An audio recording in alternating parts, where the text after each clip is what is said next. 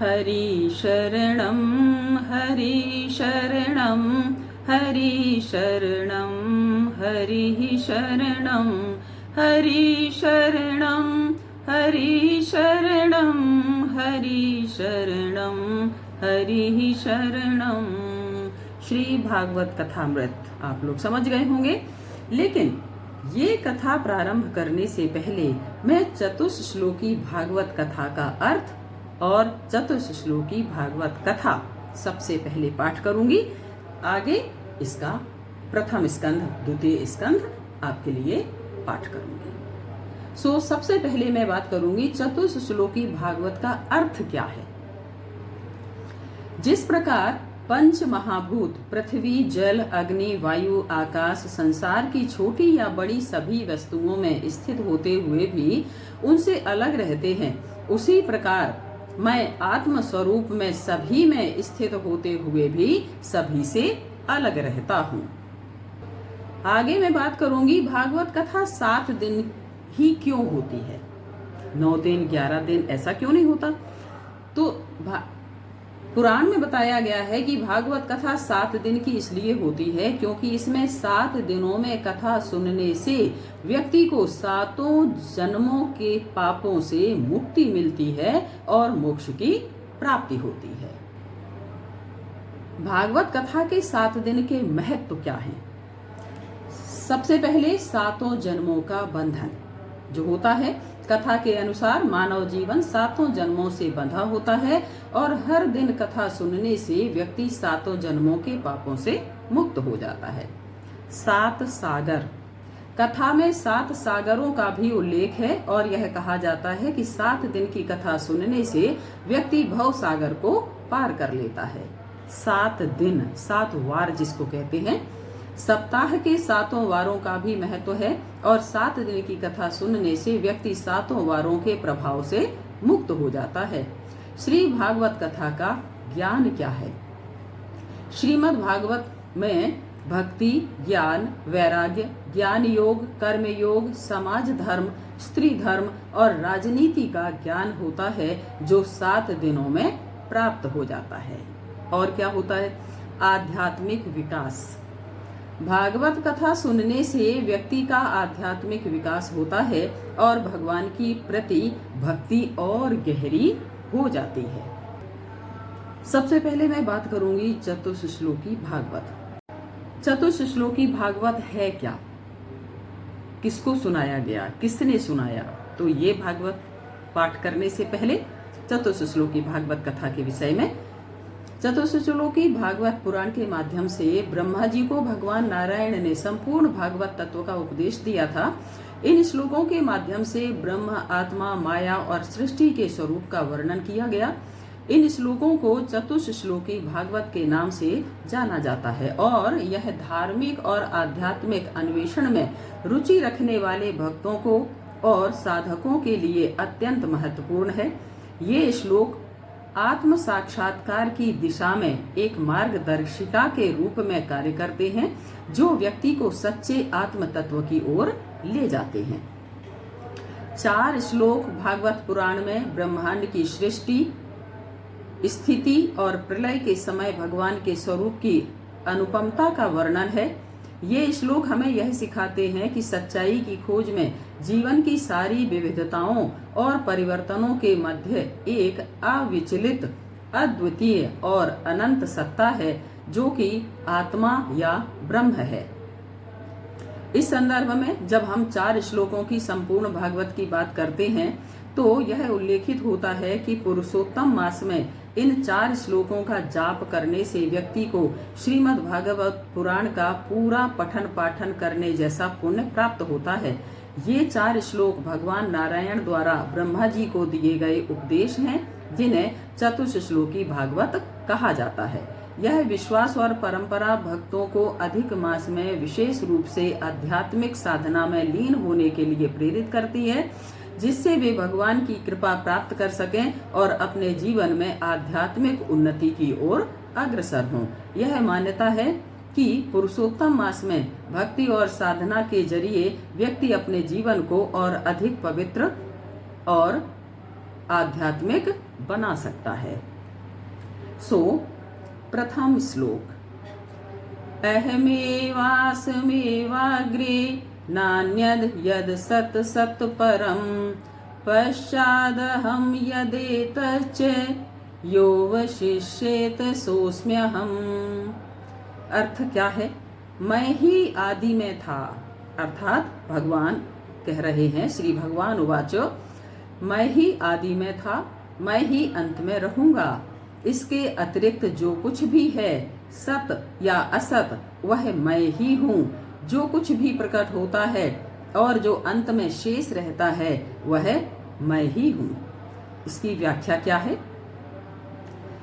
इस श्लोक में अहम मीन्स मैं का उपयोग आत्मा या ब्रह्म जो कि अंतिम सत्य के रूप में होता है, इसके रूप में किया गया है, जो कि समस्त ब्रह्मांड का मूल है। आदि से अभिप्राय है कि सृष्टि के आरंभ में केवल ब्रह्म ही मौजूद था और अंत में भी केवल वही रहेगा। इस श्लोक में सत और असत से तात्पर्य है वह सब कुछ जो अस्तित्व में है और जो नहीं है, यानी वास्तविक और आभासिक। यहाँ पर जोर दिया गया है कि सभी चीजों का सार एक ही है, वह है ब्रह्म, जिसे अहम के रूप में संदर्भित किया गया है। यह श्लोक हमें सिखाता है कि संपूर्ण ब्रह्मांड में सब कुछ एक दूसरे से जुड़ा हुआ है और अंततः एक ही सत्य में समाहित है। इस तरह यह श्लोक आध्यात्मिक जागरूकता की ओर ले जाता है, जिसमें व्यक्ति को अपने आत्मा की असीमितता और सर्वव्यापकता का बोध होता है और यह समझ में आता है कि हम सभी एक ही हैं, अंतिम सत्य का हिस्सा हैं। श्लोक नंबर 2, द्वितीय श्लोक, ऋतेर्थ यत् प्रतीयेत न प्रतीयेत चात्मनि तद्विद्यादात्मनो माया यथा भासो यथा तमः। जैसा कि सत्य के अनुसार दिखाई देता है या नहीं दिखाई देता, वह अपने आत्मा में नहीं दिखाई देता है। उसे आत्मा की माया के रूप में जानना चाहिए, जैसे कि प्रकाश की आभास के रूप में और जैसे कि अंधकार है। तृतीय श्लोक, यथा महान्ति भूतानि भूतेषु चावचेष्वनु प्रविष्टान्य प्रविष्टानि तथा तेषु न तेष्वहम्। जिस प्रकार बड़ी और छोटी सभी प्राणियां उच्च और नीच के भूतों अर्थात तत्वों में प्रवेश करती हैं और नहीं भी करती हैं, उसी प्रकार मैं उनमें हूँ और फिर भी उनमें नहीं हूँ। चतुर्थ श्लोक, एतावदेव जिज्ञास्यं त्वजिज्ञासुनात्मनः अन्वयव्यक्तिरेकाभ्यां यत् स्यात् सर्वत्र सर्वदा। आत्मन के जिज्ञासु को केवल इतना ही जानना चाहिए कि संबंध और व्यतिरेक मानी असंबंध के द्वारा जो कुछ भी सर्वत्र और सर्वदा मौजूद रहता है वह ईश्वर है। श्री भागवत कथामृत प्रथम स्कंध में श्रीमद् भागवत कथा के महात्मा भगवान के अवतारों देवर्षि नारद की महर्षि वेदव्यास जी से भेंट तथा उन्हें श्रीमद् भागवत का विस्तार करने की प्रेरणा, राजा परीक्षित के जन्म, उनकी दिग्विजय यात्रा, कलयुग के दमन, श्रृंगी ऋषि द्वारा राजा को शाप तथा गंगा तट पर उनकी शुकदेव आदि मुनियों से भेंट की कथा है। सबसे पहले मंगलाचरण करते हैं। मंगलाचरण से थोड़ा सा हरि नाम संकीर्तन।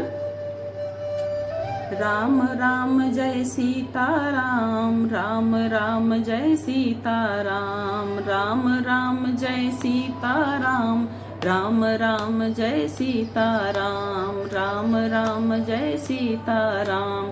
हरे राम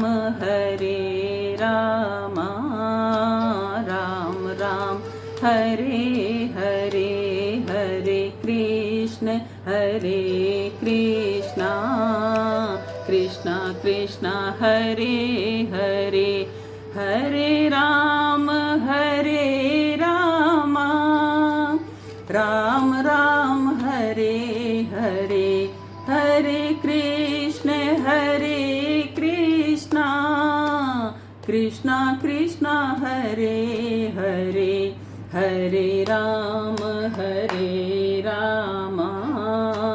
राम राम हरे हरे, हरे कृष्ण कृष्णा, कृष्णा कृष्णा हरे हरे। जय श्रीमन नारायण, जय श्रीमन नारायण, जय श्रीमन नारायण। मंगलाचरण।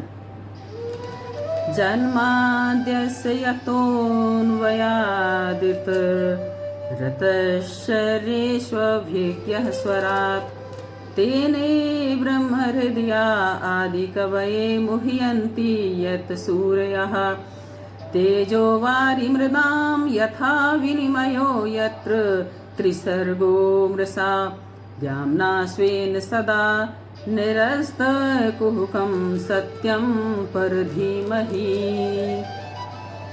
जिससे इस जगत की सृष्टि, स्थिति और प्रलय होते हैं, क्योंकि वह सदरूप पदार्थों से अनुगत है और असत पदार्थों से पृथक है, जो जड़ नहीं चेतन है, परतंत्र नहीं स्वयं प्रकाश है, जो ब्रह्मा अथवा हिरण्यगर्भ नहीं, प्रत्युत उन्हें अपने संकल्प से ही जिसने उस वेद ज्ञान का दान किया है, जिससे संबंध में बड़े बड़े विद्वान भी मोहित हो जाते हैं, जैसे तेजोमय सूर्य रश्मियों में जल का, जल में स्थल का और स्थल में जल का भ्रम होता है, वैसे ही जिसमें यह त्रिगुणमयी जागृत स्वप्न सुसुप्ति रूपा सृष्टि मिथ्या होने पर भी अधिष्ठान सत्ता से सत्यवत प्रतीत हो रही है, उस अपनी स्वयं प्रकाश ज्योति से सर्वदा और सर्वथा माया और माया कार्य से पूर्णतः मुक्त रहने वाले परम सत्य रूप परमात्मा का हम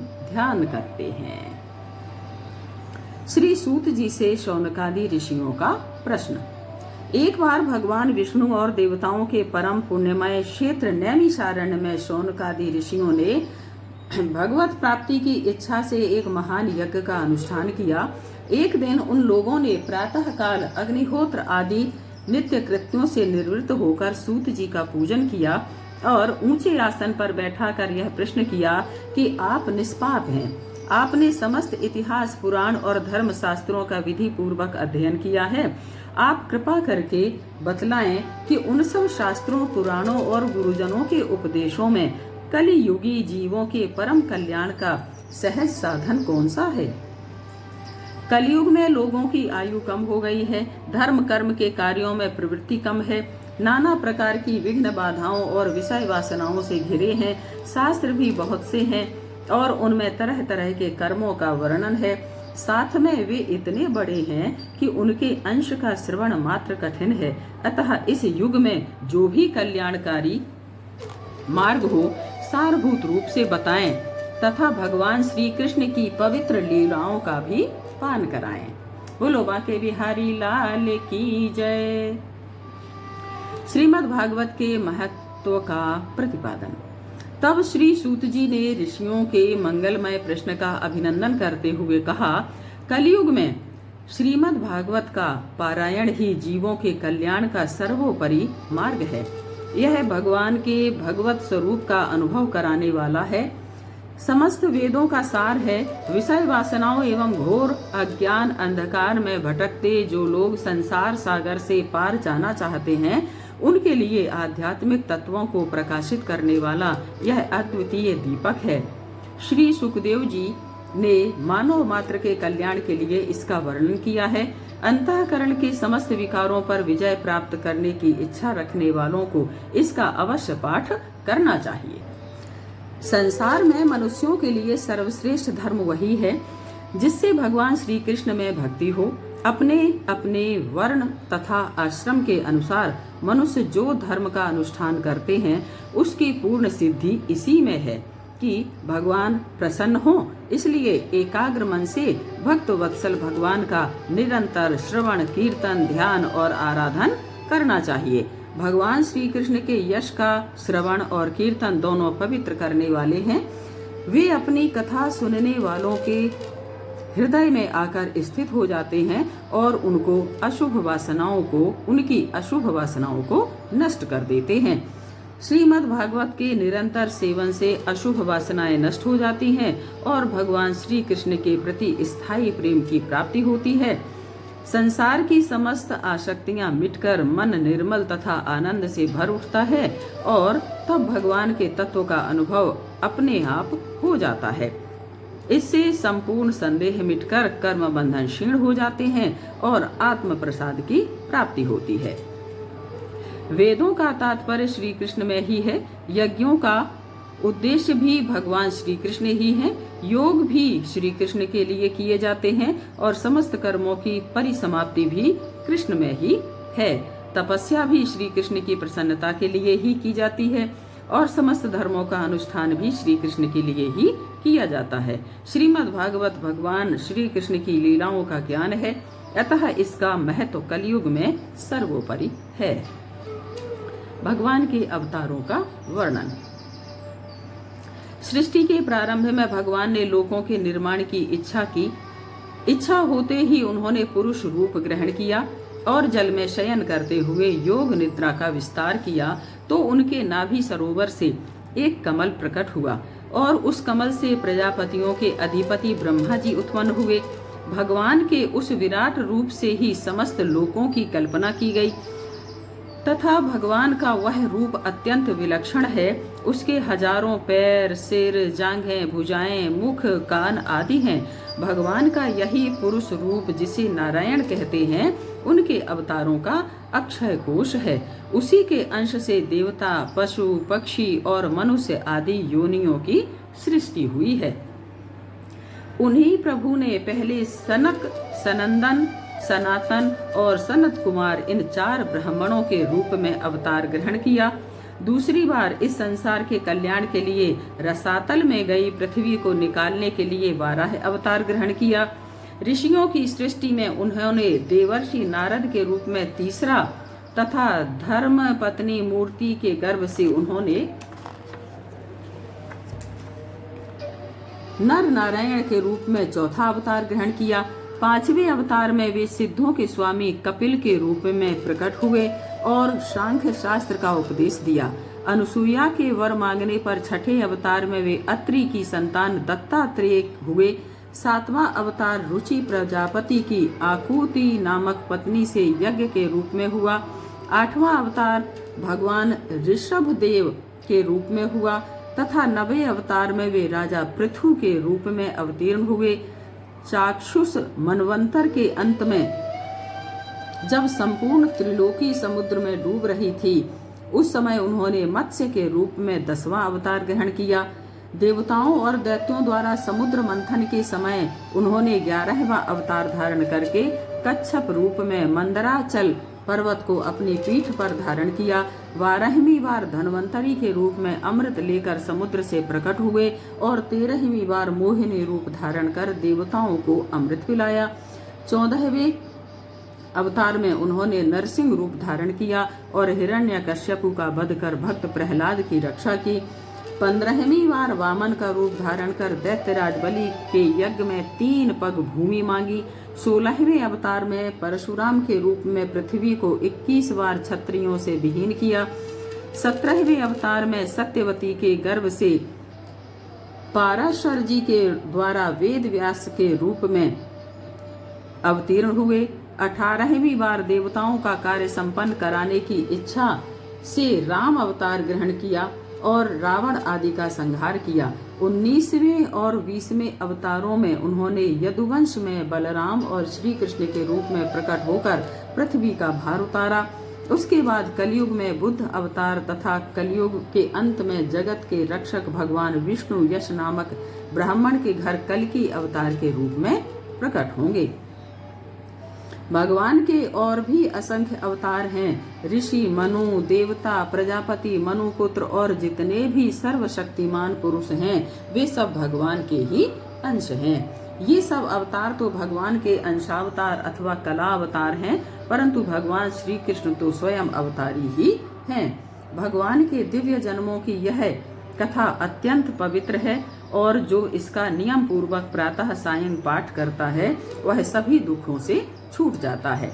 भगवान वेद व्यास जी ने वेदों के समान भगवान श्री कृष्ण के भगवत चरित्र से परिपूर्ण भागवत नामक पुराण की रचना की। उन्होंने इस कल्याणकारी महान पुराण का लोगों के परम कल्याण के लिए अपने आत्मज्ञान शिरोमणि पुत्र सुखदेव जी को ग्रहण कराया। इसमें संपूर्ण वेद और पुराणों का सार संग्रह है। सुखदेव जी ने इसे राजा परीक्षित को सुनाया। जब सुखदेव जी इस पुराण की कथा कह रहे थे उस समय में सूत जी भी वहां बैठे थे। वहां मैंने उनकी कृपापूर्ण अनुमति से इसका अध्ययन किया, जिसे मैं आपको सुनाऊंगा। भगवान श्री कृष्ण के धर्म ज्ञान आदि के साथ परम धाम पधार जाने पर जो लोग अज्ञान रूपी अंधकार से अंधे हो रहे हैं उनके लिए यह पुराण प्रकट हुआ है, अतः इसे एकाग्र चित्त होकर सुनो। महर्षि वेद व्यास जी का असंतोष तथा उसका निवारण। शौनकादि मुनियों ने सूत जी से पूछा, श्रीमद् भागवत की यह कथा किस युग, किस स्थान और किस कारण से हुई थी? श्री वेद व्यास जी ने इसकी प्रेरणा से इस संहिता का निर्माण किया। श्री सुखदेव जी का राजा परीक्षित से संवाद कैसे हुआ? उन्होंने राज्य का त्याग क्यों किया? कृपा करके आप हमारी इन शंकाओं का समाधान करें। सूत जी ने शौनकादि मुनियों की जिन जिज्ञासाओं का समाधान करते हुए कहा कि इस वर्तमान चतुर्युगी के तीसरे युग द्वापर में महर्षि पराशर के द्वारा वसु कन्या सत्यवती के गर्भ से भगवान के कलावतार व्यास जी का जन्म हुआ। एक दिन वे सूर्योदय के समय सरस्वती नदी के किनारे पर पवित्र स्थान में बैठे थे। महर्षि भूत और भविष्य को जानते थे। उन्होंने विचार किया कि जब माया के फेर से युग में धर्म संकरता पैदा हो जाती है, लोग श्रद्धा विहीन एवं अल्पायु हो जाते हैं, ऐसी अवस्था में सब आश्रम और वर्णों का उद्धार कैसे हो? उन्होंने सोचा कि वेदोक्त चातुर्होत्र कर्म लोगों के हृदय को शुद्ध करने वाला है। इस दृष्टि से यज्ञों का विस्तार करने के लिए उन्होंने एक ही वेद के 4 विभाग ऋग, यजुर, साम और अथर्व कर दिए। इतिहास और पुराणों को 5वां वेद कहा गया है। उसके बाद जैमिनी, वैशंपायन, रोमहर्षण आदि ऋषियों ने अपनी अपनी वेद शाखा को और भी अनेक भागों में विभक्त कर दिया और इस प्रकार उनके शिष्यों द्वारा वेदों की अनेक शाखाएं बन गईं। इससे सामान्य लोगों को वेद धारण में सुविधा हुई। जो लोग वेद श्रवण के अधिकारी नहीं थे, उनके कल्याण के लिए वेद व्यास जी ने महाभारत की रचना की। इस प्रकार वेद व्यास जी अपनी पूरी शक्ति से प्राणियों के कल्याण में ही लगे रहे और 18 पुराणों एवं अन्य अनेक ग्रंथों की रचना की। फिर भी उनके हृदय को संतोष नहीं हुआ। वे मन ही मन कहने लगे कि मैंने सब तरह से वेदों के धर्मों का पालन किया है, महाभारत की रचना के माध्यम से वेद के अर्थ का प्रतिपादन कर दिया है।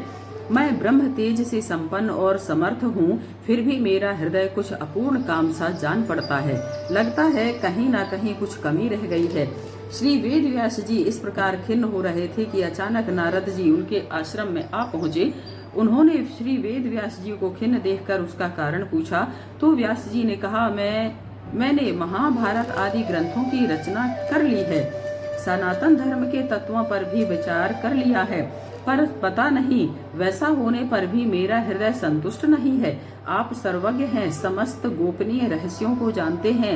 योग अनुष्ठान और नियमों द्वारा पर ब्रह्म और शब्द ब्रह्म दोनों की प्राप्ति करने के बाद भी मेरे में क्या बड़ी कमी रह गई है, कृपया आप इसे बताएं।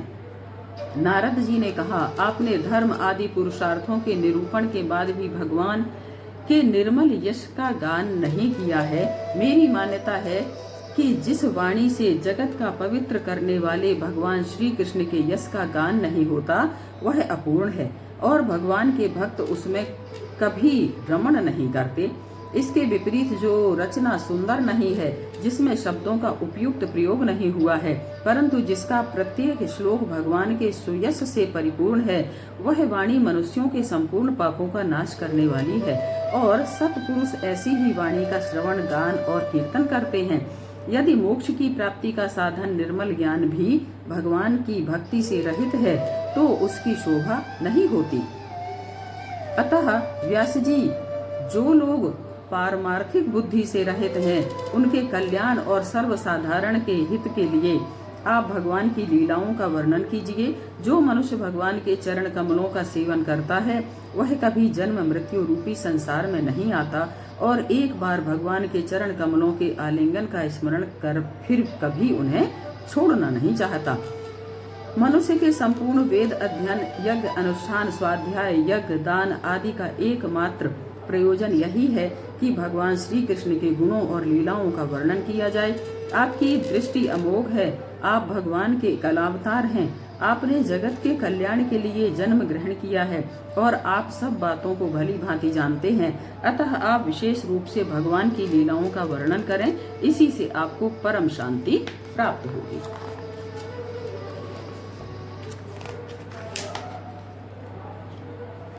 नारद जी का चरित्र।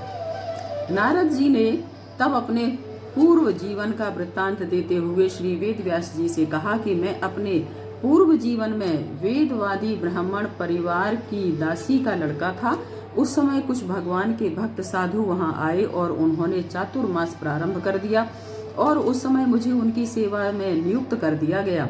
यद्यपि मैं बालक था, फिर भी आज्ञा अनुसार उनकी सेवा करता था, इसलिए मुनियों का मेरे पर परम अनुग्रह था। मैं उनकी अनुमति से उनके बर्तनों में लगा हुआ जूठन एक बार खा लिया करता था।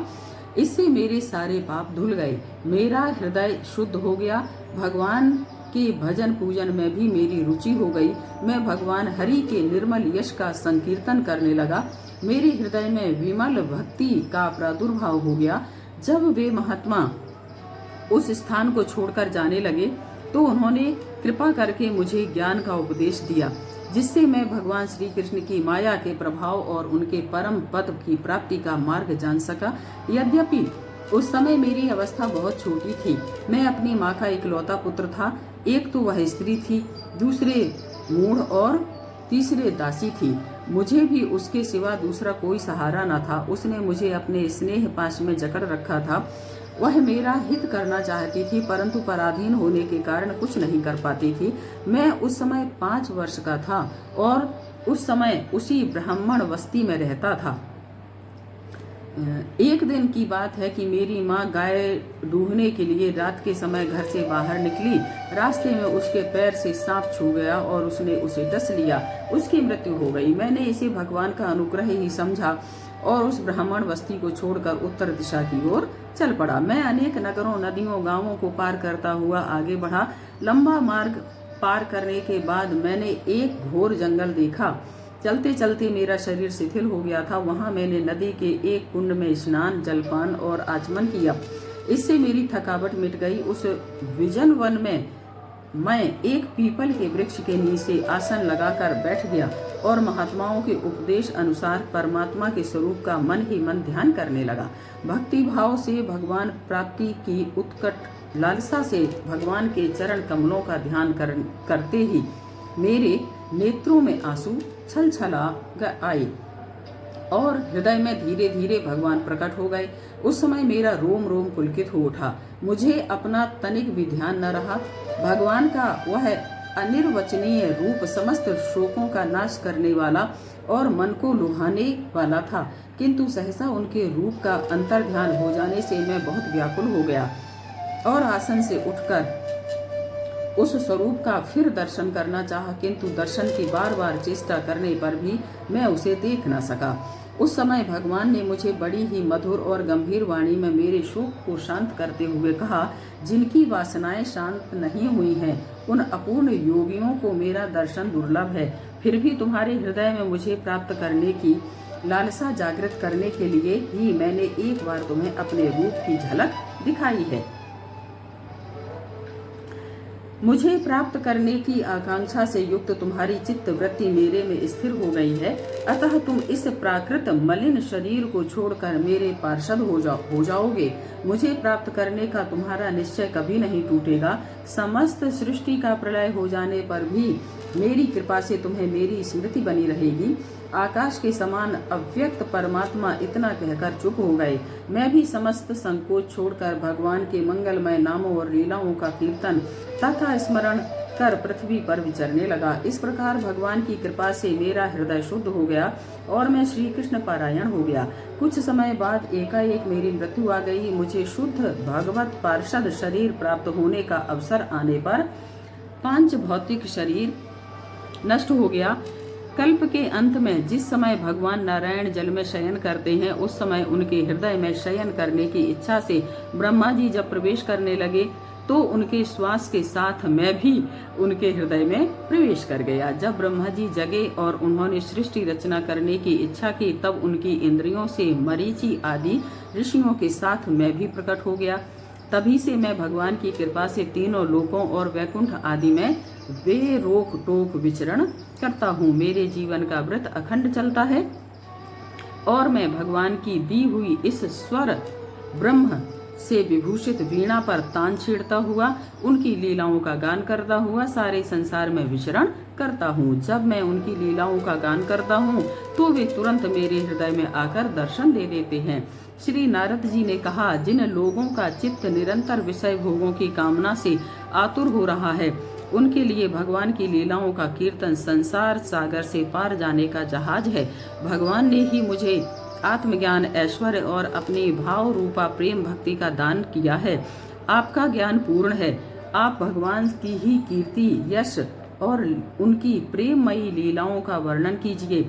मन की शांति का इससे बढ़कर कोई उपाय नहीं है। ऐसा कहकर वीणा वादन करते हुए नारद जी वेद व्यास जी के आश्रम से चल पड़े। श्री वेद व्यास जी नारद जी के इन वचनों से बहुत प्रभावित हुए। उन्होंने सरस्वती नदी के किनारे स्थित शम्याप्रास नामक आश्रम में बैठकर भक्ति योग के द्वारा अपने मन को समाहित किया और आदि पुरुष परमात्मा और उनकी माया को देखा तथा उसकी निर्वृत्ति के लिए श्रीमद् भागवत की रचना की। इसके श्रवण मात्र से भगवान श्री कृष्ण के प्रति प्रेममयी भक्ति हो जाती है और जीव के समस्त शोक, भय और मोह का अंत हो जाता है। उन्होंने ही इस भागवत संहिता का निर्माण और पुनरावृत्ति करके इसे अपने निर्वृत्ति परायण पुत्र श्री सुखदेव जी को पढ़ाया। अश्वत्थामा का मान मर्दन एवं परीक्षित की गर्भ में रक्षा। जिस समय महाभारत युद्ध में कौरव और पांडव दोनों पक्षों के वीर मृत्यु को प्राप्त हो चुके और भीमसेन की गदा के प्रहार से दुर्योधन की जांघ टूट चुकी, तब अश्वत्थामा ने अपने स्वामी दुर्योधन का प्रिय कार्य समझकर द्रौपदी के सोते हुए पुत्रों के सिर काटकर उसे भेंट किए। तो दुर्योधन को भी यह घटना अप्रिय लगी, क्योंकि ऐसे नीच कर्म की सभी निंदा करते हैं। अपने पुत्रों के निधन का समाचार सुन द्रौपदी रोने लगी तो अर्जुन ने उसे सांत्वना देते हुए कहा, कल्याणी, मैं तुम्हारे आंसू तब पोंछूंगा जब उस आतताई का सिर गांडीव धनुष के बाणों से काट कर तुम्हें भेंट करूंगा और पुत्रों की अंत्येष्टि क्रिया के बाद तुम उस पर पैर रखकर स्नान करोगी। अर्जुन द्रौपदी को इस प्रकार सांत्वना देने के बाद भगवान श्री कृष्ण की सलाह से उन्हें सारथी बना गांडीव धनुष को लेकर रथ पर सवार हुए तथा गुरु पुत्र अश्वत्थामा के पीछे दौड़ पड़े। अश्वत्थामा ने जब अर्जुन से रक्षा का अन्य कोई उपाय न देखा तो उसने उन पर ब्रह्मास्त्र चला दिया। यद्यपि उसे ब्रह्मास्त्र को लौटाने की विधि मालूम नहीं थी। अर्जुन ने जब ब्रह्मास्त्र को अपनी ओर आते देखा तो उसने अपने प्राणों की रक्षा के लिए भगवान श्री कृष्ण ने प्रार्थना की। भगवान श्री कृष्ण ने कहा, किसी भी दूसरे शस्त्र में इस ब्रह्मास्त्र को दबाने की शक्ति नहीं है, अतः तुम ब्रह्मास्त्र के तेज से ही इसकी शक्ति का निवारण करो। अर्जुन ने श्री कृष्ण की आज्ञा मानते हुए ब्रह्मास्त्र के निवारण के लिए ब्रह्मास्त्र का संधान किया। दोनों ब्रह्मास्त्रों के टकराने से उत्पन्न अग्नि की लपटें दिशा दिशाओं में फैलने लगी और प्रजा को जलाने लगी। उस आग से प्रजा और लोगों का नाश होते हुए देख भगवान श्री कृष्ण की आज्ञा से अर्जुन ने उन्हें लौटा दिया। उस समय अर्जुन की आंखें क्रोध से लाल हो रही थीं। उन्होंने तत्काल झपट कर अश्वत्थामा को पकड़कर रस्सी से बांध लिया और अपने शिविर की ओर ले जाने लगे। भगवान श्री कृष्ण ने कहा, इस आतताई को मार डालो, क्योंकि इसने सोते हुए निरपराध बच्चों की हत्या कर भयंकर अपराध किया है। ऐसा आतताई यदि जीता रहता है तो और भी पाप कर सकता है, इसलिए इसे मार डालना ही उचित है। किंतु अर्जुन ने उसे गुरुपुत्र समझते हुए नहीं मारा और उसे अपने शिविर में ले जाकर शोक करती हुई द्रौपदी को सौंप दिया। द्रौपदी ने जब गुरुपुत्र अश्वत्थामा को इस प्रकार बंधा हुआ तथा अपमानित अवस्था में देखा तो उसे अच्छा नहीं लगा। उसने कहा, छोड़ दो इन्हें, छोड़ दो, ये ब्राह्मण हैं, हम लोगों के पूजनीय हैं। आपने जिन द्रोणाचार्य जी से संपूर्ण शास्त्रों का ज्ञान प्राप्त किया है, उन्हीं गुरु द्रोण के ये पुत्र हैं। उनकी पत्नी अभी जीवित हैं। जैसे अपने बच्चों की मृत्यु के कारण मैं रो रही हूँ और अपना मन व्यथित है और मेरा मन व्यथित है, उसी प्रकार अश्वत्थामा की मृत्यु से इनकी माता गौतमी का हृदय भी व्यथित होगा। जिस गुरु वंश की पूजा और वंदना करनी चाहिए, उसे व्यथा पहुंचाना आपके योग्य कार्य नहीं है। द्रौपदी की इस प्रकार की धर्म और न्याय से अनुकूल बातों को सुनकर तथा नकुल, सहदेव आदि भाइयों द्वारा उसका समर्थन किए जाने पर अर्जुन जब कुछ शांत हो गए तो भगवान कृष्ण ने अर्जुन से कहा, पतित ब्राह्मण का वध नहीं करना चाहिए और आतताई को मार ही डालना चाहिए। ये दोनों बातें शास्त्रों में कही गई हैं, इसलिए तुम दोनों आज्ञाओं का पालन करो। अर्जुन ने भगवान कृष्ण की इस बात का मर्म समझते हुए अपनी तलवार से अश्वत्थामा के सिर की मणि उसके बालों के साथ उतार ली। अश्वत्थामा, जो बालकों की हत्या करने से पहले ही श्रीहीन हो गया था, अब मणि और ब्रह्म तेज से भी रहित हो गया। उसके बाद अर्जुन ने उसे रस्सी के बंधन से मुक्त कर शिविर से निकाल दिया। शास्त्रों में अधम ब्राह्मण को मूंढना, धन छीन लेना और स्थान से बाहर निकाल देना, इन्हीं को उनका वध बताया है। इनके लिए शारीरिक वध का विधान नहीं है। अर्जुन ने यही किया। उसके बाद उन्होंने मरे हुए बंधु बांधवों की दाहादि अंत्येष्टि क्रिया की तथा गंगा तट पर जाकर उनका तर्पण आदि किया। इस प्रकार भगवान श्री कृष्ण ने महाराजा युधिष्ठिर को कौरवों द्वारा छीना गया राज्य वापस दिलाया तथा दुष्ट राजाओं का वध कराया। साथ ही युधिष्ठिर द्वारा उत्तम सामग्रियों से अश्वमेघ यज्ञ कराए। इससे महाराजा युधिष्ठिर की यश कीर्ति चारों ओर फैल गई। इसके बाद भगवान श्री कृष्ण ने वहां से जाने का विचार किया और पांडवों से विदा ले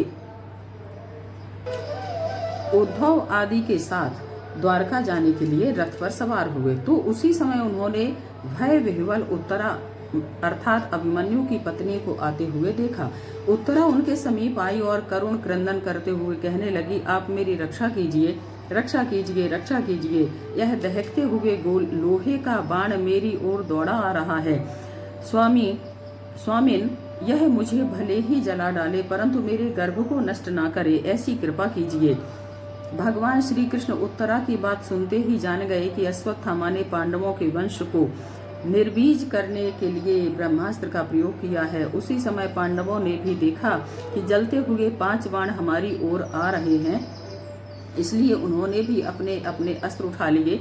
भगवान श्री कृष्ण ने अपने निज सुदर्शन चक्र से उनकी रक्षा की। उन्होंने उत्तरा के गर्भ को पांडवों की वंश परंपरा चलाने के लिए अपनी माया के कवच से ढक दिया। यद्यपि ब्रह्मास्त्र अमोघ है और उसके निवारण का कोई उपाय भी नहीं है, फिर भी भगवान श्री कृष्ण के तेज के सामने आकर वह शांत हो गया। यह उनके लिए कोई आश्चर्य की बात भी नहीं है, क्योंकि वे सर्व आश्चर्यमय हैं। कुंती द्वारा भगवान की स्तुति। जब भगवान श्री कृष्ण जाने लगे तो पांडवों सहित माता कुंती ने उनकी स्तुति की और कहा कि आपने अनेकानेक बार महारथियों के शस्त्र शास्त्रों एवं अश्वत्थामा के ब्रह्मास्त्र से भी हमारी रक्षा की है। आपसे प्रार्थना है कि हमारे जीवन में सर्वथा पद पद पर विपत्तियां आती रहे, क्योंकि विपत्तियों में ही निश्चित रूप से आपके दर्शन होते हैं और आपके दर्शन हो जाने पर फिर जन्म मृत्यु के चक्कर में नहीं आना पड़ता है। अब आप अपने आश्रित और संबंधी हम लोगों को छोड़कर जाना चाहते हैं, आपके दर्शन बिना तो यह भूमि और यदुवंशी अस्तित्व विहीन से हो जाएंगे। आप ऐसी कृपा करें जिससे मेरी बुद्धि किसी दूसरी ओर ना जाकर केवल आपसे ही निरंतर प्रेम करती रहे। इस प्रकार कुंती ने बड़े मधुर शब्दों से भगवान की स्तुति की। भीष्म जी का धर्म उपदेश तथा शरीर त्याग। उसके बाद भगवान श्री कृष्ण जब जाने लगे तब राजा युधिष्ठिर ने उन्हें बड़े प्रेम से रोक लिया। उन्हें अपने भाई बंधुओं के मारे जाने का बड़ा शोक हो रहा था। उन्होंने सब धर्मों का ज्ञान प्राप्त करने की इच्छा से अपने भाइयों सहित कुरुक्षेत्र की ओर प्रस्थान किया, जहां भीष्म पितामह सरशैया पर पड़े हुए मृत्यु की प्रतीक्षा कर रहे थे। अर्जुन के साथ भगवान श्री कृष्ण भी रथ पर आसीन हो उनके साथ चले। उस समय भीष्म पितामह स्वर्ग से गिरे हुए देवता के समान पृथ्वी पर पड़े हुए थे। उन लोगों ने उन्हें प्रणाम किया। उसी समय भीष्म पितामह को देखने अनेक ब्रह्मर्षि, राजर्षि और महात्मा भी आए। भीष्म पितामह ने उनका यथा योग्य सत्कार किया। पांडव बड़े विनय के साथ उनके पास बैठ गए। उन्हें देखकर उनकी आंखों में प्रेम के आंसू छलक आए। उन्होंने कहा, यह बड़े कष्ट की बात है कि भगवान के आश्रित रहने पर भी पांडवों को इतने कष्ट के साथ जीना पड़ा। भला जहाँ साक्षात धर्मपुत्र युधिष्ठिर हो, गदाधारी भीमसेन और अर्जुन से धनुर्धर रक्षा का काम कर रहे हों, गांडीव धनुष हो और भगवान श्री कृष्ण जैसे वृद्ध हों, वहाँ भला विपत्ति की संभावना ही कैसे की जा सकती है। किंतु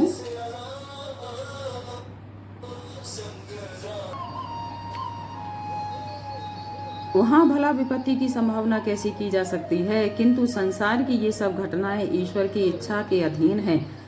अतः युधिष्ठिर, अब तुम ईश्वरीय विधान को समझते हुए प्रजा का पालन करो। उन्होंने कहा, जिन्हें तुम अपना ममेरा भाई, प्रिय मित्र और सबसे बड़े हितैषी मानते हो, जिन्हें तुमने प्रेमवश अपना मंत्री, दूत और सारथी तक बनाने में संकोच नहीं किया, ये कृष्ण स्वयं परमात्मा हैं। अपनी माया से लोगों को मोहित करते हुए ये यदुवंशियों में छिपकर लीला कर रहे हैं। ये अपने भक्तों पर अनन्य कृपा करने वाले हैं। तभी तो जब मैं अपने प्राणों का त्याग करने जा रहा हूँ, इन भगवान श्री कृष्ण ने मुझे साक्षात दर्शन दिया है।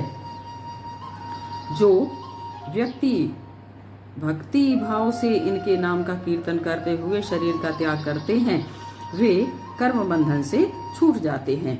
वे ही देव भगवान तब तक यहाँ स्थित रहकर प्रतीक्षा करें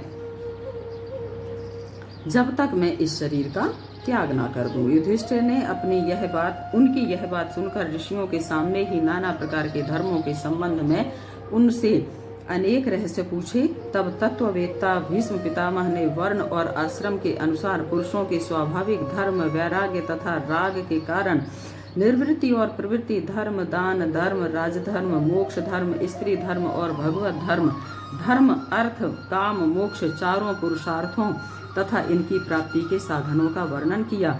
भीष्म पितामह इस प्रकार धर्म का प्रवचन कर ही रहे थे कि उत्तरायण का वह समय आ पहुंचा जिसे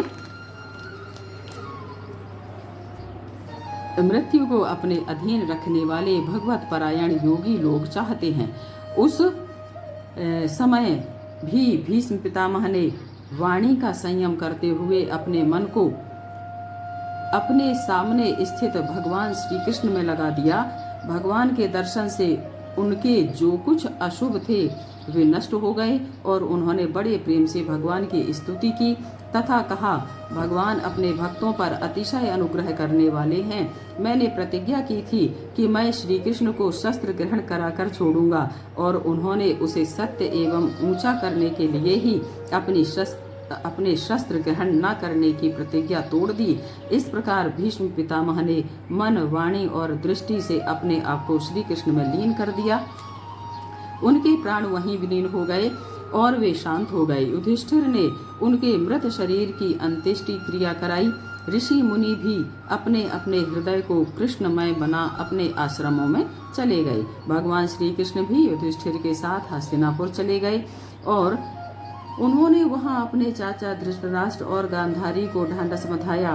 फिर धृतराष्ट्र की आज्ञा और भगवान श्री कृष्ण की अनुमति से राजा युधिष्ठिर अपने वंश परंपरागत साम्राज्य का धर्म पूर्वक शासन करने लगे। श्री कृष्ण का द्वारकागमन। भगवान श्री कृष्ण युधिष्ठिर को उनके राज्य सिंहासन पर बैठाकर बहुत प्रसन्न हुए। वे भगवान के आश्रम में रहकर समुद्र पर्यंत संपूर्ण पृथ्वी का शासन करने लगे। उनके राज्य में प्रजा सब प्रकार से सुखी थी। प्रजा को कभी किसी आदि व्याधि अथवा दैविक भौतिक क्लेश का सामना नहीं करना पड़ता था। अपने बंधुओं का शोक मिटाने और अपनी बहन सुभद्रा की प्रसन्नता के लिए भगवान श्री कृष्ण कई महीनों तक हस्तिनापुर में ही रहे। फिर उन्होंने जब राजा युधिष्ठिर से द्वारका जाने की अनुमति मांगी, तब राजा ने उन्हें अपने हृदय से लगाकर स्वीकृति दे दी। भगवान उनको प्रणाम करके रथ पर सवार हुए। उन्हें जाते हुए देखकर समस्त पांडव भाव विह्वल हो गए। हस्तिनापुर की स्त्रियां उन्हें जाते देखकर उनकी लीलाओं के संबंध में तरह तरह से बातें करने और अपने हृदय उद्गार प्रकट करने लगीं।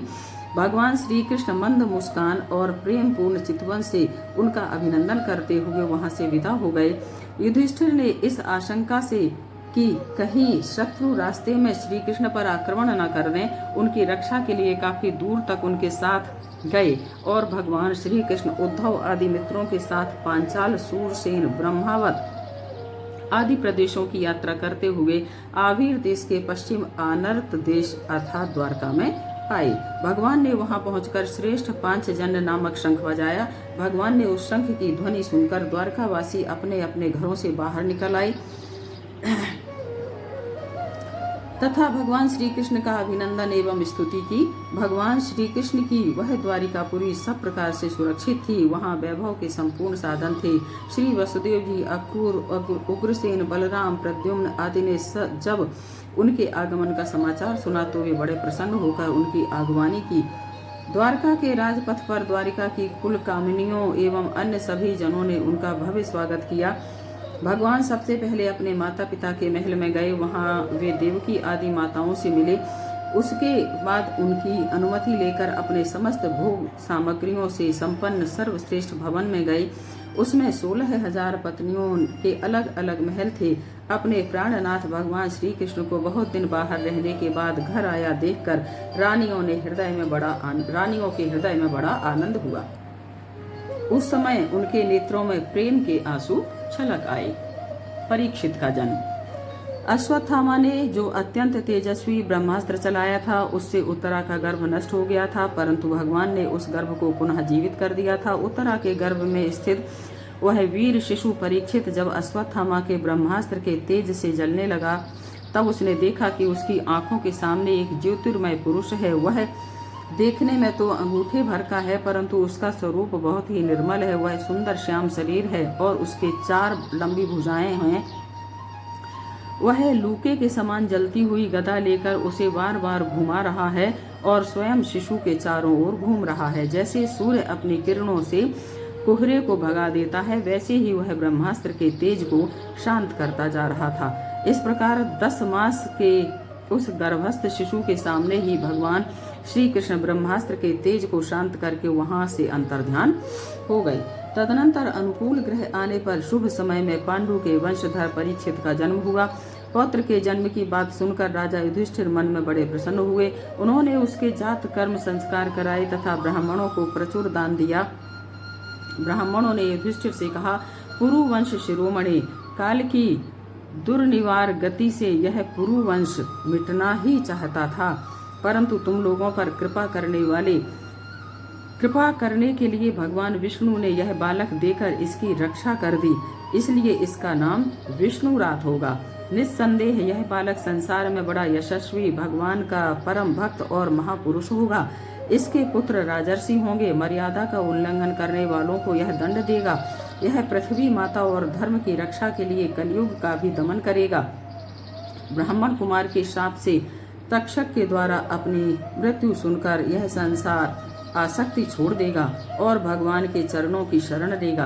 राजन व्यास नंदन सुखदेव जी से यह आत्मा के यथार्थ स्वरूप का ज्ञान प्राप्त करेगा और अंत में गंगा तट पर अपने शरीर को त्याग कर निश्चय ही अभय पद प्राप्त करेगा। वही बालक आगे चलकर संसार में परीक्षित के नाम से प्रसिद्ध हुआ, क्योंकि वह समर्थ बालक गर्भ में जिस पुरुष का दर्शन पा चुका था, उसका स्मरण करता हुआ लोगों में उसी की परीक्षा करता रहता था कि देखें कि इनमें से कौन सा वह है। उसी समय स्वजनों के वध का प्रायश्चित करने के लिए राजा युधिष्ठिर ने अश्वमेध यज्ञ के द्वारा भगवान की आराधना करने का विचार किया, परंतु प्रजा से वसूल किए हुए एक अन्य दंड की रकम के अतिरिक्त और धन न होने के कारण चिंता में पड़ गए। तब भगवान श्री कृष्ण की प्रेरणा से उनके भाई उत्तर दिशा में गए तथा राजा अरूट और ब्राह्मणों द्वारा छोड़ा हुआ बहुत सा धन ले आए। उससे यज्ञ की सामग्री एकत्र करके महाराजा युधिष्ठिर ने 3 अश्वमेध यज्ञों द्वारा भगवान की पूजा की। पांडवों का परीक्षित को राज्य देकर स्वर्गारोहण। पांडवों के चाचा और परम हितैषी विदुर जी के कहने पर धृतराष्ट्र और गांधारी हिमालय की गोद में सप्त सरोवर में चले गए और वहां प्राण त्याग दिए। अर्जुन, जो भगवान कृष्ण और स्वजनों का हाल जानने हेतु द्वारका गए हुए थे, लंबे समय बाद उनके हस्तिनापुर लौटने पर जब युधिष्ठिर ने उन्हें खिन्न अवस्था में देखा तो भगवान श्री कृष्ण एवं यदुवंशियों के साथ साथ अर्जुन के कुशल क्षेम का पूरा समाचार जानना चाहा। अर्जुन ने उन्हें बताया कि उन्होंने महाभारत के युद्ध में जो पराक्रम और शौर्य प्रकट किया था वह भगवान श्री कृष्ण के चले जाने से समाप्त हो गया है। गांडीव धनुष में भी वैसा प्रभाव नहीं रह गया है। उन्होंने बताया कि जब मैं भगवान की पत्नियों को द्वारका से अपने साथ ला रहा था तो मार्ग में दुष्ट गोपों ने मुझे एक अबला की भांति डरा दिया और मैं उनकी रक्षा नहीं कर सका। मैं वही अर्जुन हूँ, वही मेरा गांडीव धनुष है जिसके सामने बड़े बड़े राजा सिर झुकाया करते थे, किंतु श्री कृष्ण के बिना यह सब एक क्षण में ही सार शून्य हो गए हैं। अर्जुन ने बताया कि यदुवंशी भी ब्राह्मणों के शापवश मोहग्रस्त हो गए हैं और वारुणी मदिरा के पान से मदोन्मत हो आपस में ही लड़ भिड़ सबके सब नष्ट हो गए। उनमें केवल 4-5 ही बचे हैं। इस प्रकार भगवान श्री कृष्ण ने यदुवंशियों का संहार कराकर पृथ्वी का भार उतार दिया है। ऐसा कहकर भगवान श्री कृष्ण द्वारा दिए गए गीता के उपदेश का स्मरण कर अर्जुन शांत हो गए। भगवान श्री कृष्ण के स्वाधाम गमन और यदुवंश के संहार का वृत्तांत सुनकर युधिष्ठिर ने अपने मन को भगवान की अनन्य भक्ति में लगा दिया और सदा के लिए इस जन्म मृत्यु रूप संसार से अपना मुंह मोड़ लिया। इसके साथ उन्होंने देखा कि भगवान श्री कृष्ण के चले जाते ही कलयुग आधमका है और अधर्म की वृद्धि होने लगी है। अतः उन्होंने महाप्रस्थान का निर्णय लिया और अपने विनयी पौत्र परीक्षित को पृथ्वी के सम्राट रूप में अभिषिक्त कर अपने घर से निकल पड़े। भीमसेन, अर्जुन आदि छोटे भाई भी उनके पीछे पीछे चल पड़े और युधिष्ठिर एवं अन्य भाइयों ने अपने हृदय में परम ब्रह्म का ध्यान और भगवान श्री कृष्ण में अपनी बुद्धि को स्थिर करते हुए अनन्य गति प्राप्त की। भगवान श्री कृष्ण के प्रेमावश में विदुर जी ने अपने शरीर को प्रभास क्षेत्र में त्याग दिया। द्रौपदी भी पांडवों के निरपेक्ष हो जाने पर भगवान श्री कृष्ण का चिंतन करते हुए उन्हीं को प्राप्त हो गई। श्री सूत जी कहते हैं कि पांडवों के महाप्रयाण की इस परम पवित्र और मंगलमयी कथा को जो पुरुष श्रद्धा से सुनता है वह निश्चय ही भगवान की भक्ति और मोक्ष को प्राप्त करता है। परीक्षित की दिग्विजय एवं धर्म तथा पृथ्वी का संवाद। पांडवों के महाप्रयाण के बाद राजा परीक्षित पृथ्वी का शासन करने लगे। उनमें श्रेष्ठ शासक के सब गुण विद्यमान थे। उन्होंने उत्तर की पुत्री इरावती से विवाह किया। उससे उनके जन्मेजय आदि 4 पुत्र उत्पन्न हुए। उन्होंने कृपाचार्य को आचार्य बनाकर 3 अश्वमेध यज्ञ किए। उन यज्ञों में देवताओं ने प्रत्यक्ष रूप से प्रकट होकर अपना भाग ग्रहण किया था। एक बार जब राजा परीक्षित कुरु जांगल देश में सम्राट के रूप में निवास कर रहे थे, उस समय उन्होंने सुना कि मेरे राज्य में कलयुग का प्रवेश हो गया है। इसके बाद धनुष अपने हाथ में लेकर वह सुसज्जित सेना के साथ रथ में सवार हो दिग्विजय करने के लिए नगर से बाहर निकल पड़े और विभिन्न प्रदेशों के राजाओं पर विजय प्राप्त करते हुए आगे बढ़े। जब वे दिग्विजय यात्रा पर थे उसी समय उन्होंने अपने शिविर से थोड़ी ही दूरी पर देखा धर्म बैल का रूप धारण करके एक पैर से घूम रहा था। उसी स्थान पर गाय के रूप में पृथ्वी विद्यमान थी तथा उसकी आंखों से आंसू बह रहे थे। धर्म पृथ्वी से पूछ रहा था, तुम्हारा मुख मलिन हो रहा है, तुम श्रीहीन हो रही हो, मालूम होता है तुम्हारे हृदय में कुछ न कुछ दुख अवश्य है, तुम अपने क्लेश का कारण मुझे बताओ। तो पृथ्वी ने कहा, कि संपूर्ण संसार को सुख पहुंचाने वाले समस्त गुणों के आश्रय भगवान श्री कृष्ण इस समय इस लोक से अपनी लीला संवरण कर ली है। श्री कृष्ण ने इस समय इस लोक से अपनी लीला संवरण कर ली है। यह संसार कलयुग की कुदृष्टि का शिकार हो गया है। यह देखकर मुझे बड़ा शोक हो रहा है। जिन भगवान श्री कृष्ण के श्री चरणों से विभूषित होने के कारण मुझे महान वैभव प्राप्त हुआ था, उस सौभाग्य का सब अंत हो गया है। जिनके चरण कमलों के स्पर्श से निरंतर आनंद से पुलकित रहती थी, उन पुरुषोत्तम भगवान श्री कृष्ण का विरह भला कौन सह सकता है। महाराजा परीक्षित द्वारा कलयुग का दमन। जब धर्म और पृथ्वी इस तरह बात कर रहे थे कि उसी समय राजा परीक्षित पूर्व वाहिनी सरस्वती के तट पर आ पहुंचे। उन्होंने वहां देखा कि एक राजा वेशधारी शूद्र हाथ में डंडा लिए हुए है और गाय बैल के जोड़े को बुरी तरह पीट रहा है। वह श्वेत रंग का बैल एक पैर से खड़ा कांप रहा था और अत्यंत पीड़ित तथा भयभीत हो मूत्र त्याग कर रहा था। वह गाय भी शूद्र के पैरों की ठोकरें खाकर अत्यंत दीन हो रही थी। उसकी आंखों से आंसू बह रहे थे। तब राजा परीक्षित ने अपने धनुष पर बाण चढ़ाकर उसे गंभीर वाणी से ललकारते हुए कहा, अरे तू कौन है जो मेरे राज्य के इन दुर्बल प्राणियों को बलपूर्वक मार रहा है? तूने वेश तो राजा का बना रखा है, किंतु कर्म से शूद्र जान पड़ता है। हमारे दादा अर्जुन के साथ भगवान श्री कृष्ण के परम धाम पधार जाने पर इस प्रकार निर्जन स्थान पर निरपराधों पर प्रहार करने वाला तू अपराधी है, अतः वध के योग्य है। इसके बाद उन्होंने धर्म से पूछा कि आप तो 4 पैर वाले जीव हैं, आपके 3 पैर किसने काट डाले? आपका अंग भंग कर किसने पांडवों की यशोमयी कीर्ति में कलंक लगाया है? जो भी किसी निरपराध प्राणी को सताता है, चाहे वह कहीं भी रहे, उसे मैं अवश्य दंडित करूंगा, क्योंकि अपने धर्म में स्थित लोगों का पालन करना राजा का धर्म है। राजा परीक्षित की यह बात सुनकर धर्म ने कहा, आप महाराजा पांडु के वंशज हैं, आपका दुखियों को इस प्रकार का आश्वासन देना उचित ही है। हम उस पुरुष को नहीं जानते जिससे क्लेशों के कारण उत्पन्न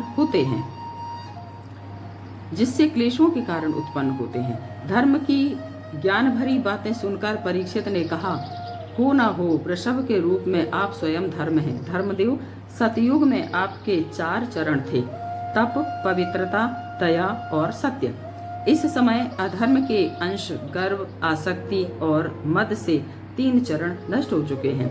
अब आपका 4था चरण केवल सत्य ही बच रहा है, उसी के बल पर आप जी रहे हैं। असत्य से पुष्ट हुआ यह अधर्म रूपी कलयुग उसे भी ग्रास कर लेना चाहता है। ये गौमाता साक्षात पृथ्वी हैं। भगवान ने इनका भारी बोझ उतार दिया था, किंतु भगवान श्री कृष्ण के चरणों से विछुड़ जाने के कारण इन्हें चिंता हो रही है कि अब राजा का स्वांग बनाकर ब्राह्मण द्रोही शूद्र भोगेंगे। महाराजा परीक्षित ने इस प्रकार धर्म और पृथ्वी को सांत्वना दी। फिर उन्हीं में अधर्म के कारण रूप कलयुग को मारने के लिए तीक्ष्ण तलवार उठाई। कलयुग ताड़ गया कि ये तो मुझे मार ही डालना चाहते हैं, तो उसने झटपट अपने राज चिन्ह उतार डाले और भय विह्वल होकर उनके चरणों में अपना सिर रख दिया। महाराजा परीक्षित परम दीन वत्सल शरणागत रक्षक थे। जब उन्होंने कलयुग को अपने पैरों पर पड़ा देखा तो कृपा करके उसे मारा नहीं तथा कहा, जब तू हाथ जोड़कर शरण में आ गया तो तुझे कोई भय नहीं, परंतु अधर्म का सहायक है, इसलिए तुझे मेरे राज्य में बिल्कुल नहीं रहना चाहिए। तेरे राज्य में रहने से ही लोभ, झूठ, चोरी, दुष्टता, स्वधर्म त्याग, दरिद्रता, कपट, कलह और दूसरे पापों की वृद्धि हो रही है।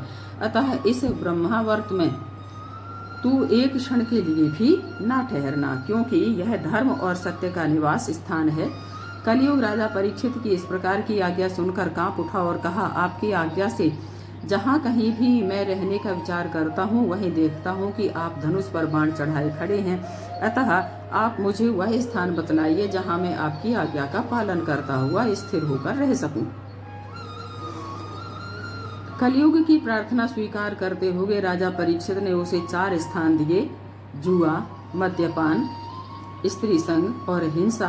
इन स्थानों में क्रमशः असत्य, मद, आसक्ति और निर्दयता ये 4 प्रकार के अधर्म निवास करते हैं।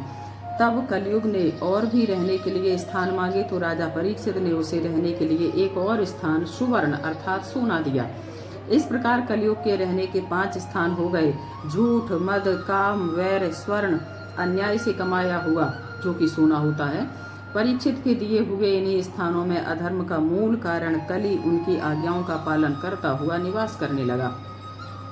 राजा परीक्षित ने इसके बाद वृषभ रूप धर्म के 3 चरण तपस्या, शौच और दया जोड़ दिए और आश्वासन देकर पृथ्वी का संवर्धन किया। राजा परीक्षित को श्रृंगी ऋषि का शाप। एक दिन राजा परीक्षित धनुष लेकर वन में शिकार खेलने गए हुए थे। दौड़ते दौड़ते वे थक गए और उन्हें बड़ी जोर से भूख और प्यास लगी। जब उन्हें कहीं जलाशय नहीं मिला तो वे समीप के ही एक ऋषि आश्रम में चले गए। उन्होंने वहां देखा, आंखें बंद कर शांत भाव से एक मुनि आसन पर बैठे हुए हैं। उनका शरीर बिखरी हुई जटाओं व कृष्ण मृग चर्म से ढका हुआ था। जब राजा ने उनसे जल मांगा तो उन्हें जल मिला और ना ही बैठने के लिए कोई आसन। तब उन्होंने इसे अपना अपमान समझा तथा क्रोध के वशीभूत हो गए। वे भूख प्यास से छटपटा रहे थे, इसलिए एकाएक उनके मन में मुनि के प्रति क्रोध उमड़ आया। उनके जीवन में इस प्रकार का यह पहला ही अवसर था। वहां से लौटते समय उन्होंने क्रोधवश धनुष की नोक से एक मरा हुआ सांप उठाकर ऋषि के गले में डाल दिया और अपनी राजधानी चले गए। उनके मन में यह बात आई कि मुनि ने मुझे देखकर झूठ मूठ समाधि का ढोंग रचा। उस ब्राह्मण मुनि का नाम शमीक था। उनका पुत्र दूसरे ऋषि कुमारों के साथ पास ही खेल रहा था। जब उस बालक ने सुना कि राजा ने मेरे पिता के साथ दुर्व्यवहार किया है तो उसने क्रोधित होकर कौशिकी नदी के जल से आचमन करके राजा को श्राप दे दिया कि जिस परीक्षित ने मेरे पिता का अपमान करके मर्यादा का उल्लंघन किया है, मेरी प्रेरणा से आज के 7वें दिन उसे तक्षक सर्प डस लेगा। इसके बाद वह बालक आश्रम में आया और पिता के गले में सांप देखा तो जोर जोर से रोने लगा। उसकी आवाज सुनकर मुनि की आंख खुल गई और देखा कि उनके गले में एक मरा सांप डला हुआ है। उन्होंने उसे फेंक कर अपने पुत्र से पूछा कि तुम क्यों रो रहे हो? तो बालक ने सारा विवरण कह सुनाया। ब्रह्मर्षि शमीक ने राजा को शाप की बात सुनकर अप्रसन्नता प्रकट की। उनकी दृष्टि में राजा परीक्षित शाप के योग नहीं थे। उन्होंने कहा कि तूने छोटी सी गलती के लिए राजा को इतना बड़ा दंड देकर उचित नहीं किया, क्योंकि राजा के न रहने पर पृथ्वी पर तरह तरह के चोरी, क्लेश, हत्या आदि अपराध बढ़ जाएंगे। वे भूख प्यास से व्याकुल होकर हमारे आश्रम आए थे, अतः वे शाप के योग कदापि नहीं है। उन्हें अपने पुत्र के अपराध पर बड़ा पश्चाताप हुआ और उन्होंने शाप की सूचना राजा परीक्षित को भिजवा दी। परीक्षित का अनशन व्रत और सुखदेव जी का आगमन। राजधानी लौटने पर राजा परीक्षित को अपने उस निंदनीय कर्म के लिए बड़ा पश्चाताप हुआ।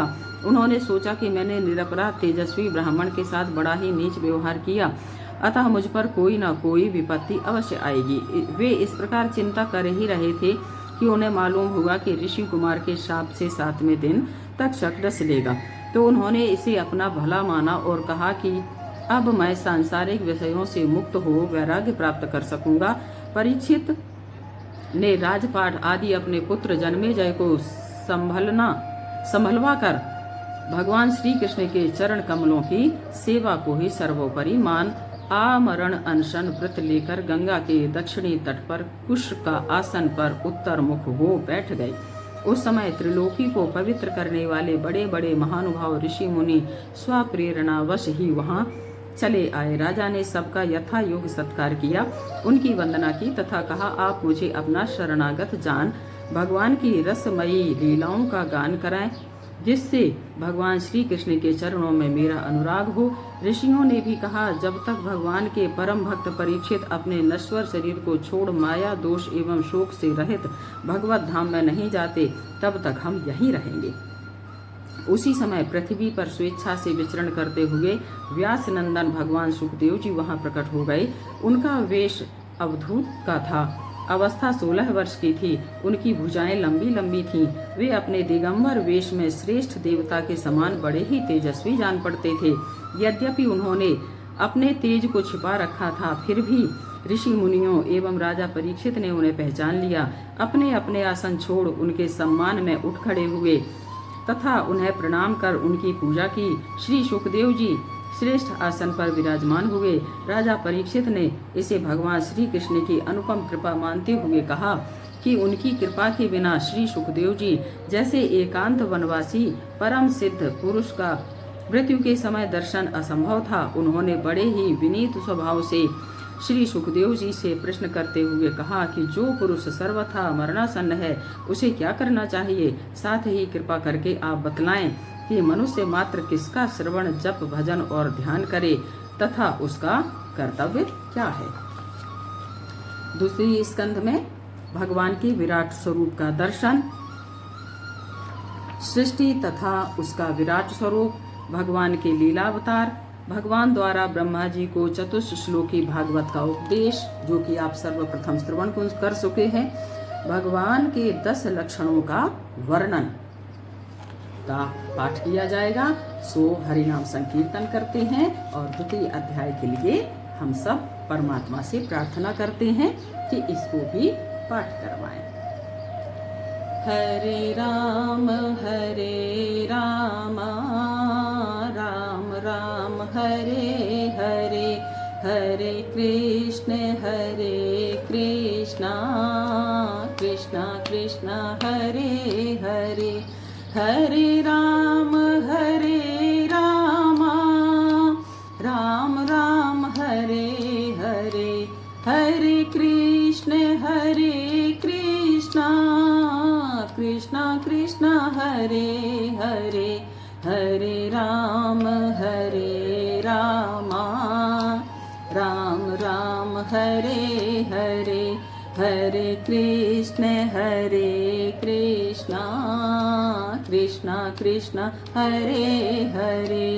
बोल बांके बिहारी लाल की जय। जय श्रीमन नारायण, जय श्रीमन नारायण, जय श्रीमन नारायण।